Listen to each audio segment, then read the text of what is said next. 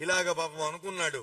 అనుకుని మమేదం లంఘనం వ్యర్థం, 100 యోజనాల సముద్రాన్ని అవలీలగా దాటి ఇక్కడికి వచ్చాను.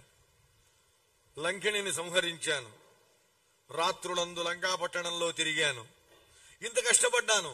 ఆ సముద్ర లంఘనం, ఈ సంచారం, ఈ అన్వేషణం అంతా కూడా వ్యర్థమైపోయింది. ఇప్పుడు నేను వెనక్కి తిరిగి వెళితే సాటి తోటి వానరులు ఏమంటారు? లేదు, అందరం వెళతాం సుగ్రీవుడి దగ్గరికి, రామ లక్ష్మణుల దగ్గరికి.